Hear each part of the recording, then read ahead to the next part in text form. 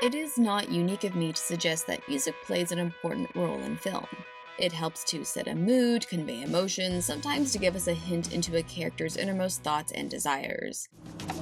Please allow me to introduce myself. I'm a man of wealth and taste. Sometimes music is simply a cool backdrop to a scene. I don't know. I guess they thought it sounded cool. And then there's how director Jane Schoenbrun uses music in I Saw the TV Glow. When it comes to Schoenbrun's sophomore feature film, there is a lot to discuss. The brilliant script, the nostalgic use of the 90s aesthetic, the cinematic language, like why the aspect ratio changes during critical moments, the trans allegory at the heart of the story. My point is, you can tell that writer and director Jane Schoenbrun has put a lot of thought and care into every facet of storytelling, and that attention to detail absolutely extends to the soundtrack.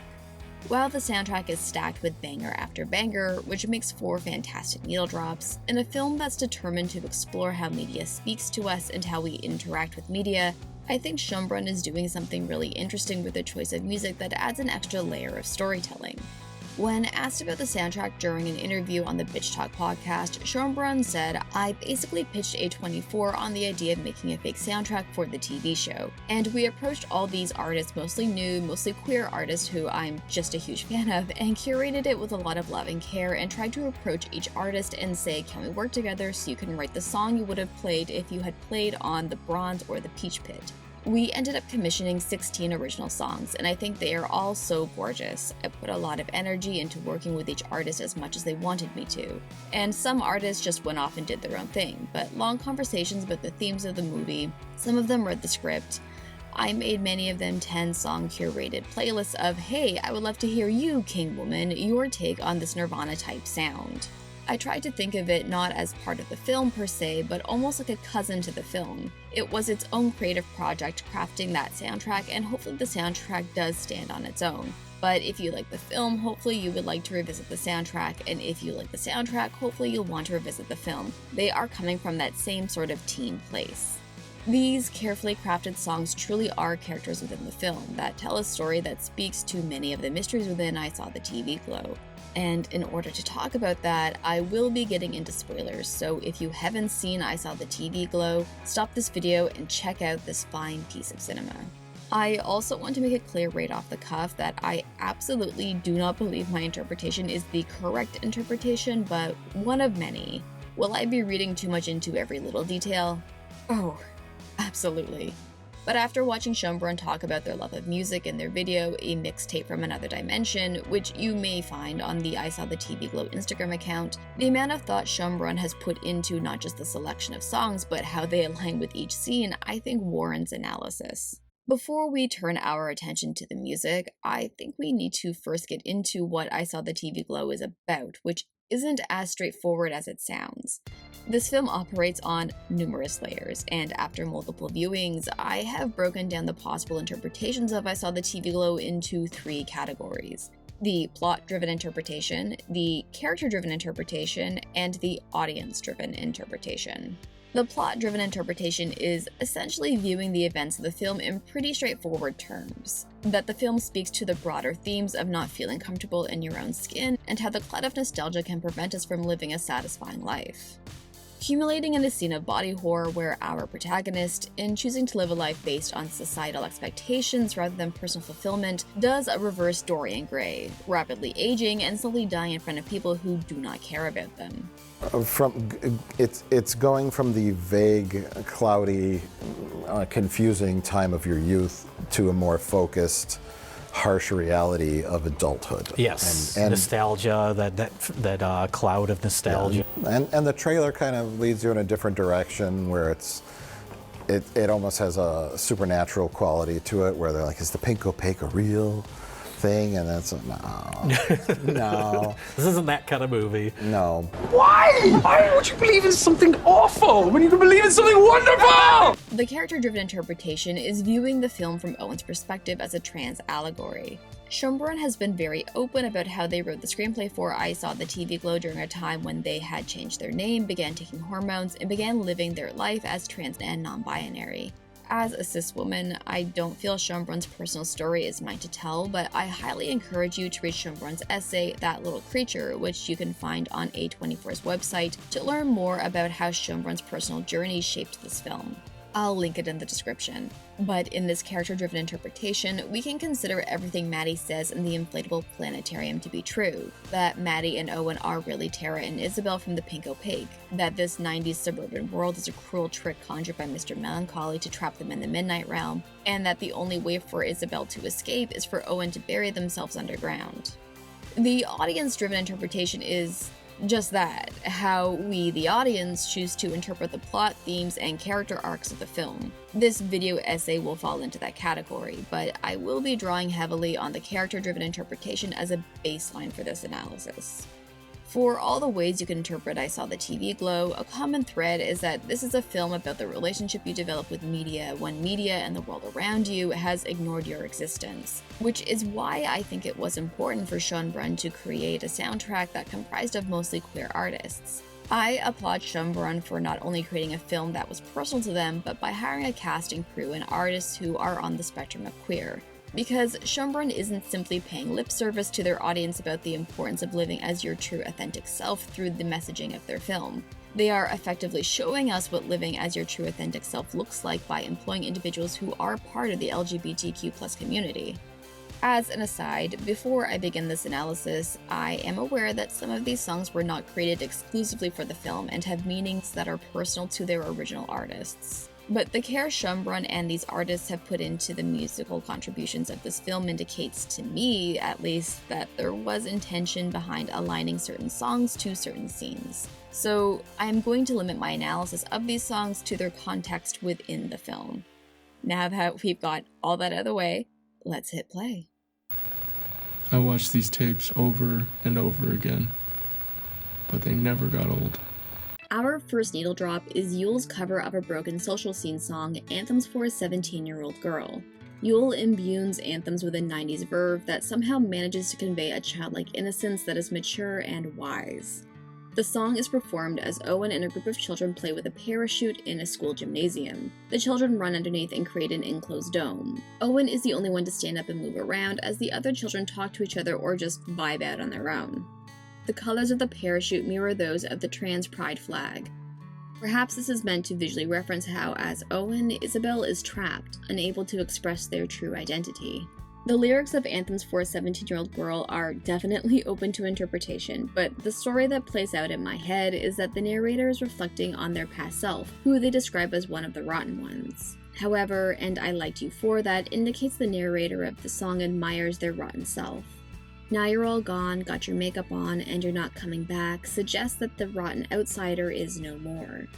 I believe that the rotten outsider is Isabel, not because she's rotten, but because Mr. Melancholy has erased her memories, trapped her in Owen's body, and banished Isabel to a world that, outside of Owen and Maddie, doesn't acknowledge her existence. The second verse, bleaching your teeth, smiling flash, talking trash under my breath, implies that these are things the narrator now does to cover up the rotten one.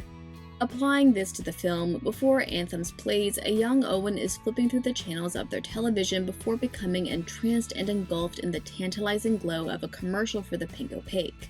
Owen is drawn to the plight of Isabel, one of the dual leads of the show. As Isabel stands defiantly in the center of the football field, she raises one of her arms as if to beckon Owen to the Pink Opaque, as if to say, I am here, waiting for you. Come find me. But while Owen is hypnotized by the glow of the Pink Opaque, we hear Tara tell Isabel through the TV screen, They can't hurt you if you don't think about them. They can't hurt you if you don't think about them. It is in this moment that the acoustic version of Anthems for a 17-year-old Girl by Yeule strums through our speakers and draws us into the world of I Saw the TV Glow, where we explore the ways in which Owen conceals the one that they secretly adore. The talking trash under your breath draws parallels to Owen telling themselves they can't hurt you if you don't think about them whenever they consider they are truly Isabel. But no matter how much Owen tries to put Isabel out of their head, Isabel still remains, patiently waiting. There are more lyrics to Anthems for a 17-year-old Girl, but Schoenbrun has decided to leave it there for now, and because I will never argue with genius, I'm going to leave my analysis of Anthems as it is. For now. Sometimes The pink opaque feels more real than real life.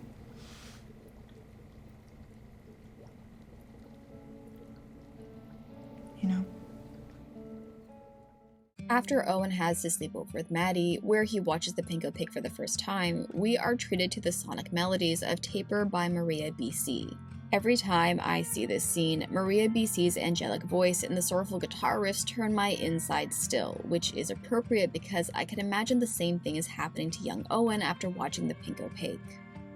The scene of Owen and Maddie watching the pink opaque together reminded me of experiencing a piece of media from my youth that spoke to a part of me I felt I had to conceal, and for many years, I dismissed those thoughts and feelings that television programs stirred within me as unimportant and childish. I even had to sneak out of my bedroom in the middle of the night to watch reruns at 2 in the morning, which I would videotape so I could watch it later at full volume. Because through this piece of media, through watching and rewatching it in secret, I was reminded of how those unspoken thoughts and feelings did exist, that they were acknowledged and important. This is all to say that although my cisness means I cannot speak to the exact experience Owen is having, this is something that I can in some small way relate to, and I think that experience is captured in Taper. Everything from the instrumentals to Maria's performance of this song is deeply introspective. As Owen rolls up their pink sleeping bag, the lyrics, "You're so hard to find, caught up in the weeds and tangled wires," ring out. I feel this is a reference to Isabel, who is currently buried underground and tangled up in the wires of the television. I also think we're getting 2 metaphors for the price of one, since Isabel is so hard to find because young Owen is grappling with their gender dysphoria. This idea is visually solidified to me as young Owen suddenly pauses and stares straight at the camera. The scene then shifts to an older Owen who is sitting by a campfire. I personally believe that this is a moment where young Owen has their first true inkling that who they are on the inside does not match who they are on the outside. And the older Owen, as they gaze into the fire, is reflecting on that moment of recognition. Thus why young Owen stares straight at us, straight into the camera.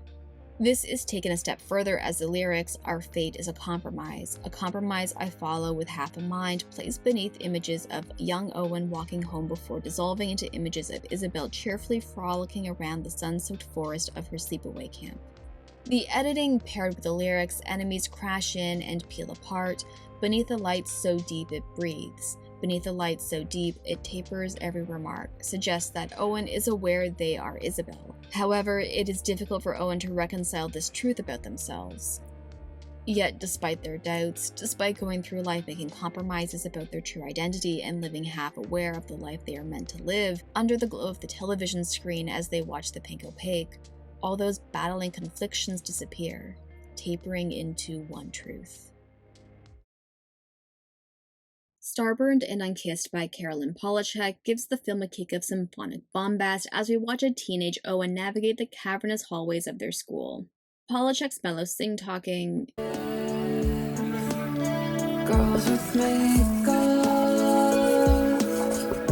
makes it sound as though this is more of a conversation between two friends rather than a needle drop. I believe the Casanova and Supernova in question is a reference to Isabel. The reference to Casanova is interesting, since Casanova is a man famed for their prowess in seducing women. Although neither Owen nor Isabel are portrayed as being grand seducers of women, I think Isabel could be a Casanova in the sense that if Owen were to become Isabel, they would have ultimate mastery over their gender and sexuality, while Supernova could allude to her powers of the pink opaque. The instrumentation explodes into a storm of synths as Polachek sings "Come Home," the kettle's whistling, "My heart's a ghost limb reaching," Starburned and Unkissed, invoking the imageries of someone waiting for their beloved person to come home to them, reaching out to them through the ether of time and space, only for their affections to be unanswered.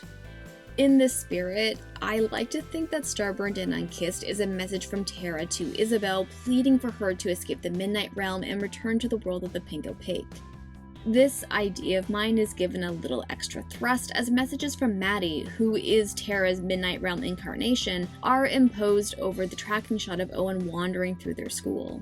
Maddie's messages detail the lore of the pink opaque as well as their enthusiasm about the show. This parallels the lyrics of Starburned and Unkissed, which express the narrator's longing to connect with someone they are only communicating with through technology. This non-physical form of communication that connects Maddie and Owen to the pink opaque via VHS tapes parallels how Tara and Isabel communicate via the psychic plane. As Owen walks through the hallway, we see messages on the walls, like "Winners never quit," "Pain is weakness leaving the body," "To thine own self be true," "Without courage all other virtues are meaningless," "Carpe diem," and "Courage." I see these messages as similar to the chalk drawings that appear in both the pink opaque and in the Midnight Realm, the chalk message "There is still time," and oddly placed signs like "You are dying" on a money grab sign. I believe these messages are from Tara, communicating to Owen from the world of the pink opaque to lend comfort, support, and insight. An idea that might be expressed in lines like "Deep fried, this isn't how to be," "Negative charms," and "Your long sleeves." Tara is telling Owen that this isn't the life you're meant to live, and urging them to come home. Another small detail in this scene is that the hallway Owen is traveling through is in their high school, Void High School, or VHS.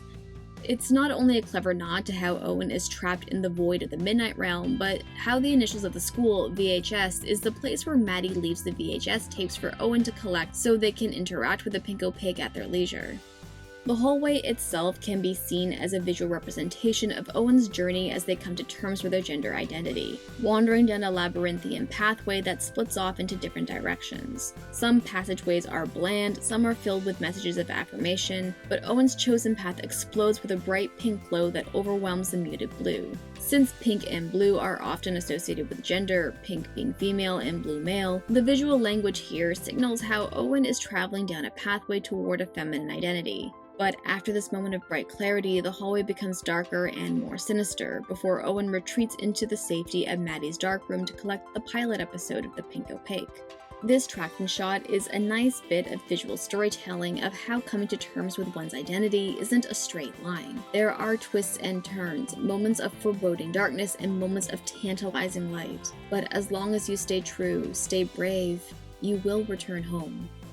Owen enters the dark room and picks up the VHS tape Maddie left for them. Polachek sings, "Tried to kiss the glass, it tastes like cold. Just know that I adore you." Kissing glass means to kiss a mirror image of yourself that isn't real. In a way, Owen watching Maddie's VHS tapes of the pink opaque can be likened to kissing glass. Owen is trying to connect with Isabel by watching the pink opaque. Tara is trying to communicate with Owen from the world of the pink opaque, but there is a barrier preventing them from truly connecting with Isabel. And that's because trying to connect with a flesh and blood person through technology lacks the necessary physical connection humans need. But despite this barrier, Tara does see and acknowledge Owen's efforts to get back to the pink opaque, to get back to Isabel. Until that ever happens, Tara remains understanding, patient, and loving. Arguably the biggest and most electric musical moment happens when Maddie returns after their decade-long disappearance. Upon Maddie's return, we can sense a shift in the reality of the film. The actor who portrays Maddie, who has recently changed their name to Jack Haven, has stated that Maddie goes through a few physical transformations in the film. First, we have emo Maddie, then femme grunge girl Maddie, and now alien Maddie, who presents more Jack Haven. Like, I know the fan theory consensus is that alien Maddie looks more like Tara, and I have no beef with that. I think it makes sense within the logic of the film, but because Glow doesn't shy away from meta-narrative, I kind of like to imagine that this is our first true introduction to Jack Haven on the screen. Maddie takes Owen to what they describe as a safe place to discuss everything that happened after they disappeared. The pace and plot of the film slows down as we cut to a dingy bar filled with a phantasmic red light. Melodic piano fills the small, cramped yet comfortable space as Sloppy Jane and Phoebe Bridges perform Claw Machine. The first line of the song name drops the title of the film, adding a meta aspect to this scene. This meta vibe persists as we take a closer look at the bar. The signs and stickers on the wall reveals that we are not just at any bar. We are at the Double Lunch. It's a quick and missable line of dialogue, but when Maddie and Owen first meet, Maddie mentions that episodes of the Pink Opaque feature performances by two bands at the Double Lunch. It's got quotes and pictures and info about the double bill of bands that plays each week at the Double Lunch. As the Double Lunch exists in both the Midnight Realm and the world of the Pink Opaque, I believe the reason Maddie feels safe to discuss their true identities here is because the Double Lunch serves as a neutral space where art, beauty, and expression can exist free from hatred and criticism.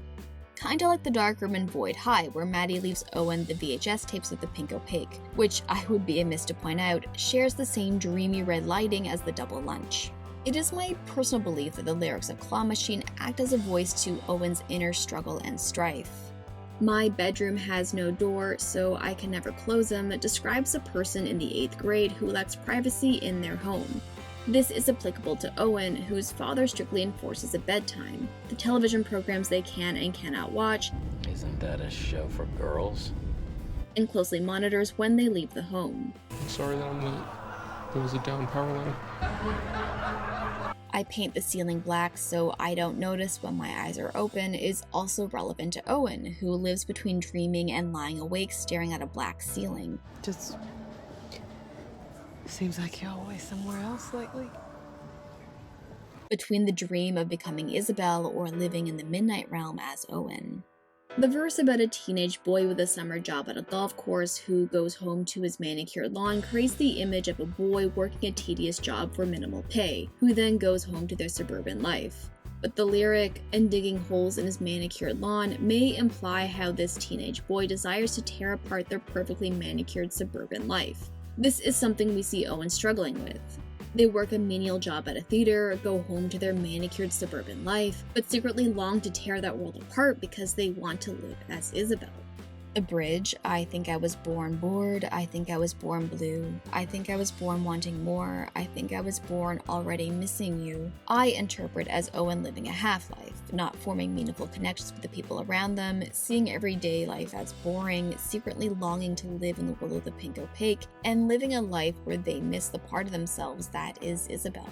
My heart is like a claw machine, its only function is to reach, it can't hold on to anything. No, I can't hold on to anything. Speaks to the emotional experience of missing a part of yourself, and without that part of yourself, it's difficult to hold on to any happiness. As Owen explains to Maddie during the scene on the bleachers, I know there's something wrong with me. My parents know it too, even if they don't say anything. while I cannot personally speak to the trans experience, I don't think there's anything wrong with Owen. Just that they lack the language to talk about their gender dysphoria, which makes it difficult to make connections with anyone other than Maddie, who shares a mutual love and connection to the Pink Opaque. Because watching the Pink Opaque is the closest either of them have ever felt to feeling like themselves, of feeling seen. So when the Pink Opaque is cancelled close in time to Maddie's disappearance, Owen is left without connection, and without anything or anyone to affirm the truth that they are Isabel, Owen started to put the idea of being Isabel out of their mind. This sentiment is echoed in the final verse of Claw Machine as Haley from Sloppy Jane describes the guilt of surviving a car crash that led to their friend's death. When my best friend started driving, we never went to class. The worst part of the car crash was talking to her dad. I said I wasn't scared, but I was faking it. You know it's a mistake when it's me who's making it.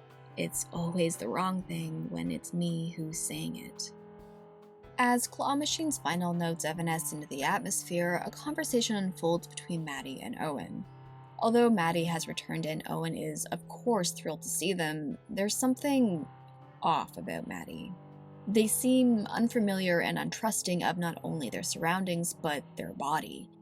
We can see this in Haven's performance. The way they speak, the way they carry themselves conveys a lot of self-confidence, but they seem defensive, as if they are on edge that something or someone will attack them at any moment. The conversation between Maddie and Owen takes a turn when Maddie asks Owen an all-important question. Do you remember a TV show we used to watch together? It was called The Pink Opaque. The music fades out, and Owen has a moment of happy release, thrilled to talk about their favorite television show with their long-lost friend.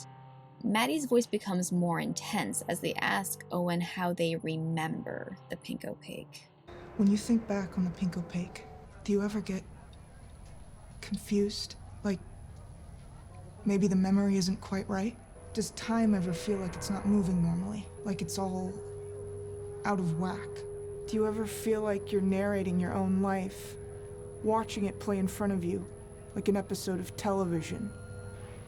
Or do you ever have a hard time distinguishing between what happened in the show and what happened in real life. Like somehow the memories got jumbled around, shook up in your head. Like a snow globe. As buried memories of Owen donning Isabel's magic dress present themselves in grainy VHS frames, King Woman takes the stage. I'm sure some will find the Liberty Spike's gothic makeup and black outfit to be intimidating and maybe a little spooky, but to me, King Woman radiates a dark aura of allure, and I think Schoenbrun shares my sentiments about King Woman's stage presence.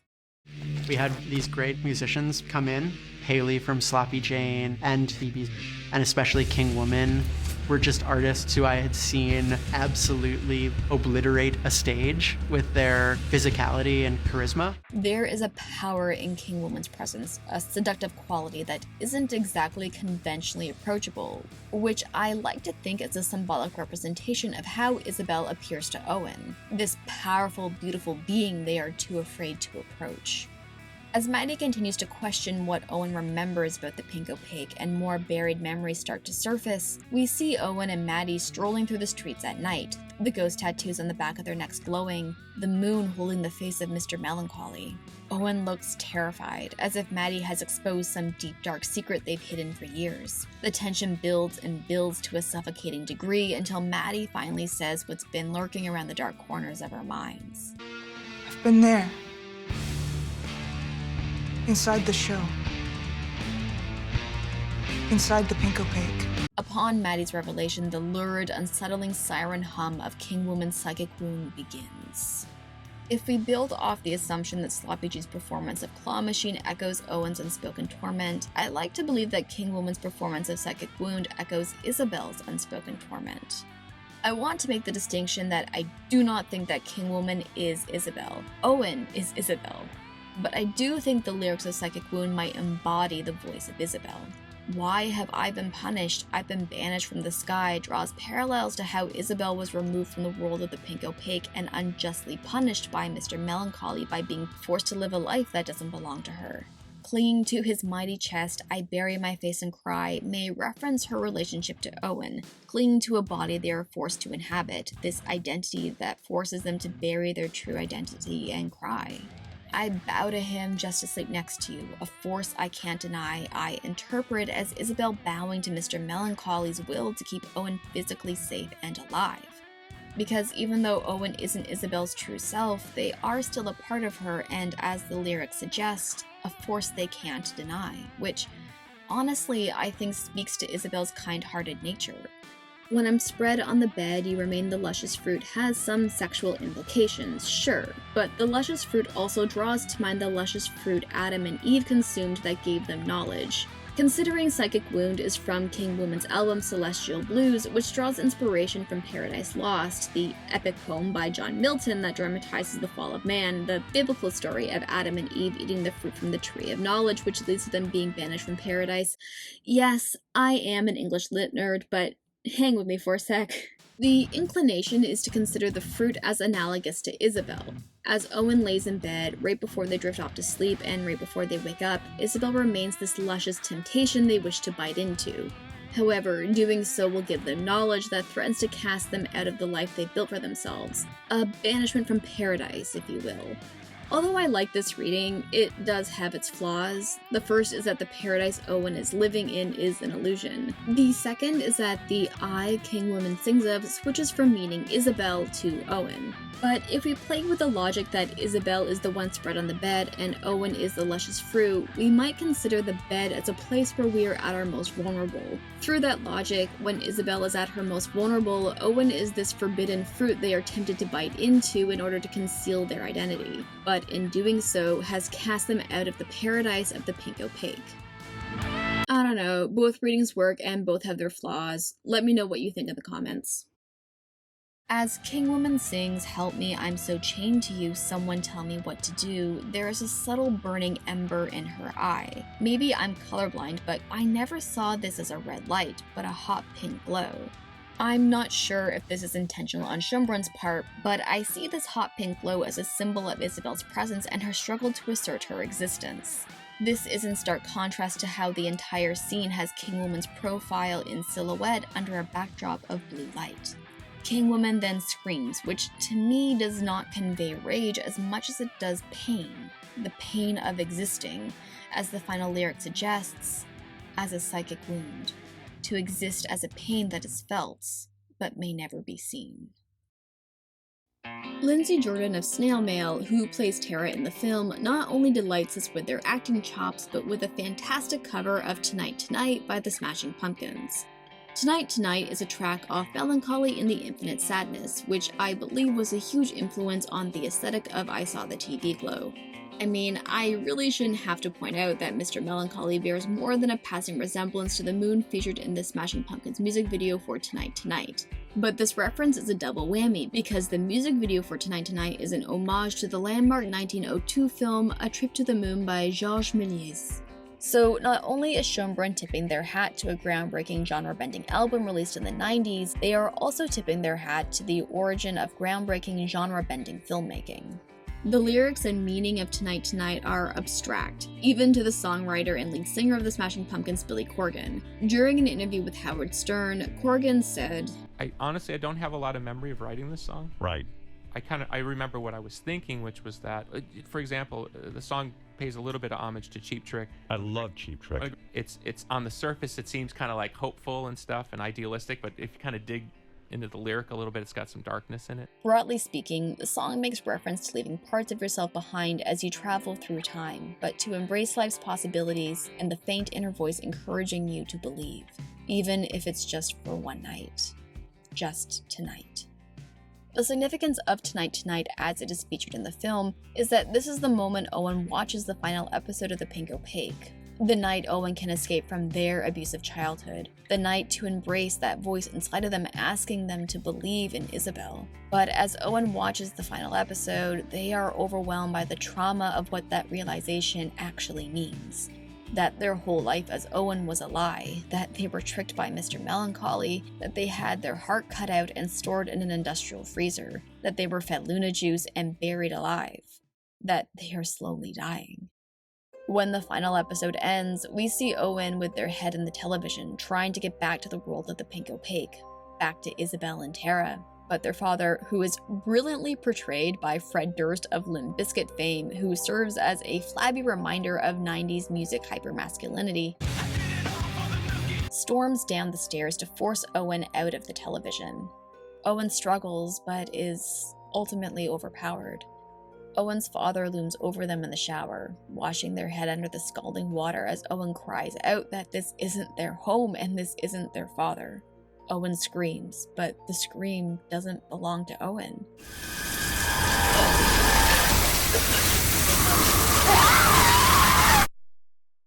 It belongs to Isabel.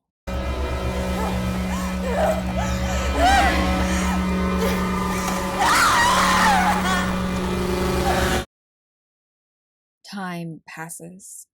Owen recovers physically, more or less, but the images of that night weigh heavily in not just Owen's mind, but in the mind of the audience. Owen meets Maddie at their school. Inside an inflatable planetarium, Maddie reveals that they are not Maddie. They are Tara, and Owen is Isabel, and the only way to become their true selves is if they bury themselves underground. Tara takes Owen to the football field, and they stand at the same place Owen first saw Isabel, waving at them from the television screen. Owen remembers what Tara said to defeat the Drain Lords. They can't hurt you if you don't think about them. It's just like the Drain Lords. It's not real. I don't think about it. In a moment of overwhelming, heightened emotion, Owen rejects Tara. They do not bury themselves alive. Tonight is not the night Owen will embrace their belief in Isabel.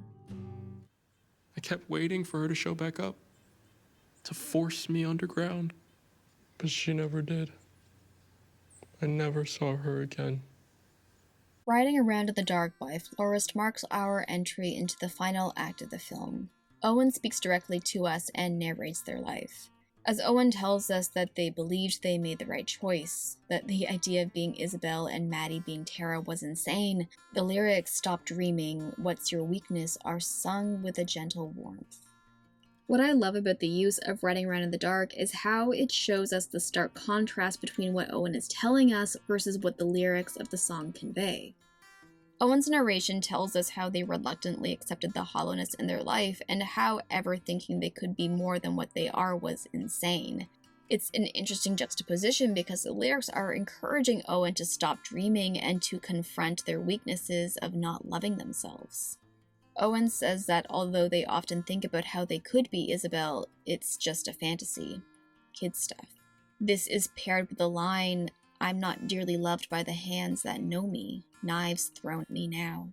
This could allude to how Isabel is the one who is not dearly loved by Owen, the hands who know her, and how Owen's further denial is killing her. As Tara mentions, the longer you wait, the closer you get to suffocating.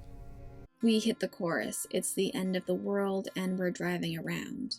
My emotional response is how, although the narrator of the song is aware that the world is about to end, they are wandering around aimlessly. Applying this to the film, Owen is aware that if they do not become Isabel, they will live a hollow life that suffocates them to death. However, Owen goes through the motions of working a menial job, dismissing their dream of being Isabel as kid stuff. As Owen submits to this hollow life, the lyrics, "Shoot out the light from across the road, you know the things that I said in that parking lot. You know the things that I say in the dark," play over a chalk message that reads, "There is still time." Throughout the film, we see these brightly colored chalk drawings with squiggly lines. These drawings bear a striking resemblance to a ball of static light that appears over Owen on the night Maddie drew the ghost tattoo on their neck, which is presumably the night Owen wore Isabel's magic dress because we see it discarded on the couch the next morning. I believe this ball of static manifested because Owen and Maddie's ties to Isabel, Tara, and the pink opaque were at their strongest on this night. It's unclear what these chalk drawings represent, but I like to think they are manifestations of Isabel and Tara's psychic powers, a reassurance to the children Mr. Melancholy is tormenting that they are working to protect them. In that spirit, the message "there is still time," I believe, is a message from Tara to Owen, reassuring Owen that although they might feel trapped, like it's the end of the world, there is still time to escape the Midnight Realm, reunite with Tara, and become Isabel. Of course, taking the events of the film out of this moment, this can quite literally be a message from director Jane Schoenbrun to the audience, that if you feel like your world is ending, like you are trapped, there is still time. The lyrics of "Riding Around in the Dark" likewise echo this sentiment. The light that shoots out from across the road can be analogous to the glow of the television, the glow from the world of the pink opaque. The things I said in that parking lot can be comparable to Tara's revelations in the inflatable planetarium, urging Owen to become Isabel. You know the things I say in the dark, I'd like to think are Owen's private desires to become Isabel, the things they long for in the dark as they watch the pink opaque. Owen tells us they've become a so-called productive member of society, and that they have a family now that they love more than everything.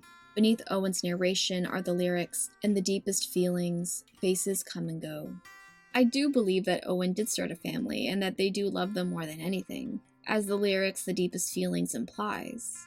But the line, "faces come and go," may refer to faces of Isabel still coming and going despite Owen's efforts to repress who they truly are. And honestly, it breaks my heart to think that despite Owen trying to do all the things society has told us are necessary to be happy, to work hard, to have a family, to build a home, that pursuing all those things have only made it harder for them to pursue the one thing that would bring them happiness. The last song featured in the film proper is a reprise of Yeule's Anthems for a 17-year-old Girl.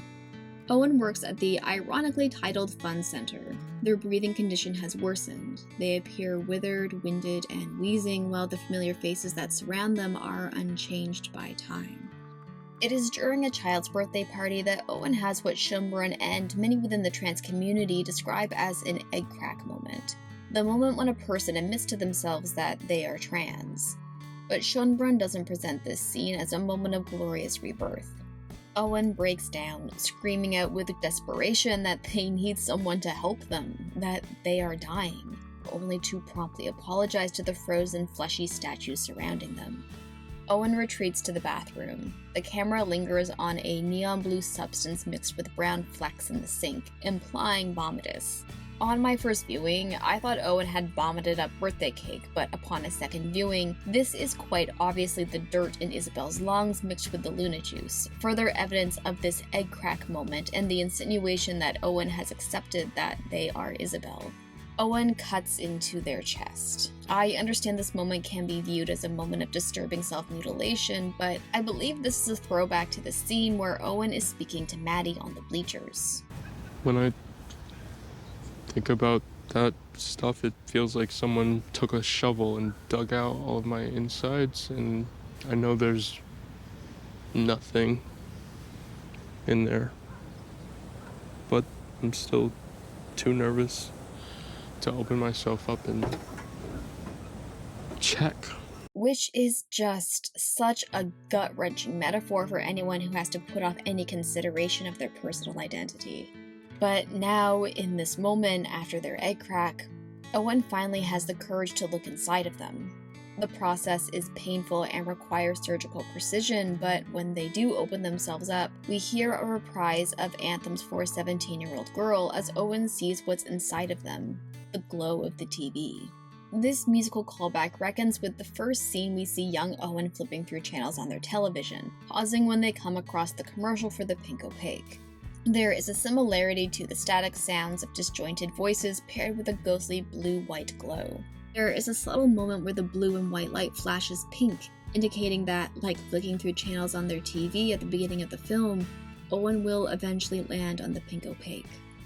The lyrics of Anthems for a 17-year-old girl that were selected for this scene are also significant. We pick up from where we left off. Park that car, drop that phone, sleep on the floor, dream about me, paints a picture of the narrator stopping everything they are doing to reconnect with a part of themselves they consider as one of the rotten ones. Which is exactly what Owen is doing in this scene, stopping work, stopping the world so they can connect with Isabel. My emotional response to Yeule's delivery of this song invokes a kind of reconnecting with your childlike wonder, a subtle reminder that those things we believed when we were young, things we thought were too childish and foolish, were perhaps our most pure, wise, and unaltered reflections about who we truly are. The song fades out. Owen puts on their work clothes and apologizes to everyone as they stagger out of the fun center a little less out of breath. And then It just ended. Forever. the scene cuts to black. It is still, uncomfortable, and silent. The faint sound of static slowly begins to grow until the end credits roll under a backdrop of pink, purple, and blue. Maybe I'm reaching here, but just because we are at the end credits doesn't mean that the film is over, and I don't think Schoenbrun is finished telling their story. The film's credits are complemented by the song Another Season by Francis Quinlan, and the lyrics are what I interpret as Schoenbrun asking their audience about the film. Hey, nothing much, just wrapping up another season could be a reference to the changing of fall, winter, spring, or summer, but it could also mean wrapping up another season of television, which would be apt considering the Pink Opaque is a television show. What do you make of this town? Here I've been taking the long way around. I interpret as Schoenbrun asking their audience how they interpret the town Owen lives in, because Schoenbrun has been taking a roundabout way to reveal its significance. Do you, like me, keep closest to the most familiar friction, could be asking whether or not we, the members of the audience, gravitate towards interpretations that are the most familiar to us. If this is order, it's even more brutal this fall. I like to imagine Schoenbrun saying that if you believe the events of the film are straightforward, sans trans metaphor, then what happens next would be even more brutal. Soon you won't see me on our street at all when we have long since finished talking teases what the next season of television has in store, but let's put a pin in that for a minute. The chorus, hello dear acquaintance even, if this isn't over, what else could take shape, how will you remember it, might be Schoenbrun asking the audience that if the events of the film aren't over, what else might happen beyond the end credits and how we will remember the film. And that's something I genuinely appreciate, because Schoenbrun created a piece of media that is so personal to them. I mean, they wrote it as they began to transition, yet they actively encouraged their audience to find their own meaning and interpretations within their personal story. I think it's a bold and, frankly, beautiful thing for Schoenbrun to welcome an audience with a broad spectrum of experiences to see themselves in their very personal story in an effort to encourage communal understanding through emotional connection. And if that's not the purest definition of art, I don't know what is. This kind of storytelling isn't for everyone. I've seen criticism from both cis and trans critics about the ending. There is a really great article in Them between Samantha Allen, Abby Montiel, and Nico Lang where they discuss the divisive ending. Samantha Allen had this to say: "I don't know that I needed something concrete per se, but I felt like I definitely wanted Schoenbrun to tip their hand instead of leaving so much open to interpretation.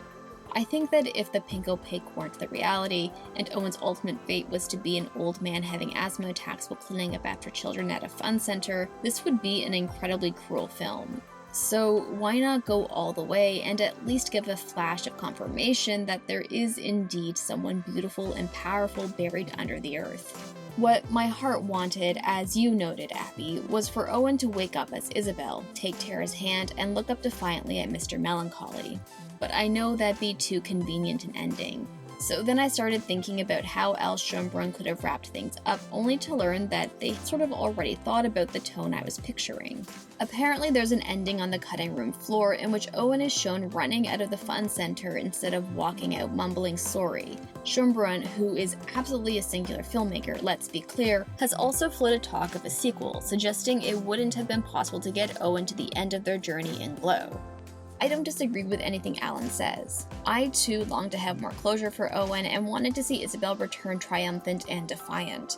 But in response to Alan's criticism, why not go all the way and at least give a flash of confirmation that there is indeed someone beautiful and powerful buried under the earth? I believe Schoenbrun does give us that flash in the final track of the film. Because, just like the pink opaque, simply because the show ends doesn't mean the show is over. King Woman returns with one more song to end the film. If we pay close attention to the lyrics of Barry, I believe we are given hints to what happens to Owen after the screen cuts to black. "Bury me down, my head's in the ground. I headed here, didn't like what I found. Seal me up and tight so they can't hear the sound. I'm illusory, I'm upside down. When the light shines in, can't accept what I found. I'm illusory, we're upside down. When the sun comes up, the glow holds me now." If we continue to interpret King Woman as a mouthpiece for Isabel, these lyrics insinuate that when Owen opened themselves up, they could no longer accept living in the Midnight Realm. So Owen sealed themselves back up and is leaving the fun center to bury themselves in the ground. And when the sun comes up, the glow of the television will take hold of them. This might be over-optimistic of me, but I have faith in this interpretation through evidence hidden within the film. Schoenbrun has gone on the record multiple times that the Pink Opaque TV show was inspired by real-life shows like Buffy the Vampire Slayer, even making reference to Buffy by using the same font in the opening credits for Buffy and the credits for the Pink Opaque. There is also the casting of Amber Benson, who plays Tara McClay in Buffy, and received a classic bury your gaze ending. Benson's casting, in effect, unburying her. Okay, maybe that's a stretch. But spoilers for Buffy the Vampire Slayer incoming. Season 6, Episode 1 of Buffy is about the gang trying to bring Buffy back from the dead. It is the next episode, Season 6, Episode 2, that Buffy claws herself out of her grave to save her friends. And this is where I saw the TV glow becomes meta. There is a scene where Owen encounters a fallen telephone line that blocks the road. An eerie blue light emanates from the ground, but the streetlight is conspicuously pink. Owen gets out of the car and picks up a flyaway page from the Pink Opaque television guide. Season 6, Episode 1, Escape from the Midnight Realm. The thing is, the Pink Opaque was cancelled at the end of Season 5. Do you remember how it ended? The final episode? The end of Season 5? Season 6, Episode 1 should not exist, but if you pause the film, you will read something very interesting. I want to thank Tilly over at Tilly's Trans Tuesdays. Tilly did a really insightful 7-part in-depth analysis of the trans allegory in I Saw the TV Glow. I've included a link to her website in the video description, and I highly encourage you to check it out. It's amazing. Tilly also transcribed a lot of the pages from the Pink Opaque television guide, which she has allowed me to use in this video. So where is Isabel? Where is Tara? Where are our heroes when we need them most? Some were very far away in a town oddly reminiscent of the real world they need to, but different in so many subtle, insidious ways. But one thing is for sure, this town has blood of magic and wonder. It's all conformity, all the place our heroes no longer even remember. They are the pink opaque. Here they don't like heroes anymore. Here every monster fought every joke they ever shared, all heart-stopping. The pages of this very episode guide. Real. No, instead, in this world, all just the weekly transmissions of a dumb TV show. Absurd, right? Who would fall for such? And Tara, at least, at first. Can Isabel and Tara find each other again on the hazy as it glows dimly? The Luna juice and soil is caught. I have much time. But then again, time might not work exactly think it does. After all, right now, aren't I? But you're also reading it now. Strange. If we believe what Maddie says in the planetarium and believe the contents of the episode guide, the events of the film I Saw the TV Glow are the events of Season 6, Episode 1 of The Pink Opaque, titled Escape from the Midnight Realm. If we add up the Buffy references, the burned pages of the Pink Opaque TV guide, the pink light glowing above Owen as they are leaving the fun center right before we cut to black, and King Woman's final track, Barry, I think we can put good money on the fact that Isabel is destined to return. Destined to stand alongside Tara, and destined to eviscerate Mr. Melancholy from our world. We are the pink opaque. It's our destiny. I don't even have my learner's permit yet. How can I have a destiny? I cannot speak to Schoenbrun's intentions, but I like to imagine that these songs are voices reaching out from the pink opaque to encourage Owen on their path toward Isabel. I mean, isn't that what music is? Messages sent to us from another dimension that encourage us along our personal journeys? That said, I've been wrong before, and my analysis is not immune to bias and blind spots. But something I admire about Schoenbrun is how they're pretty chill about their audience interacting and interpreting their work through whatever lens best resonates with them. I think I like to make movies that, when you leave the film is still with you. I think I just gravitate towards that because I've never been drawn to work that sort of like takes you on a ride and then like lets you off the hook once the ride is over. I want to make things that make you think, that make you feel things, maybe even make you feel things that like you're uncomfortable with. Mm-hmm. And then, the movie then becomes this like conversation that you're having with yourself in your brain and maybe with other people on the internet. Which makes I Saw the TV Glow truly a film about connection through media. Not just in its messaging, but how it inspires its viewers to connect their different experiences to a singular work, to engage with it by talking to your friends, to seek out comment sections, subreddits, even video essays long after the last note of music on a black screen. A film that makes you question your relationship to the media you consume. A film that will forever make you question, did I see the TV glow? Thanks for watching! I Saw the TV Glow has truly captivated me, and I hope you enjoyed my little analysis. If you have any interpretations of the film you'd like to share, feel free to leave a comment. I genuinely would love to hear your thoughts. As ever, if you want to stay in touch between videos, you can follow me on Instagram, but I warn you, there will be cat photos. Oh, so many cat photos. So until next time, much love and stay beautiful.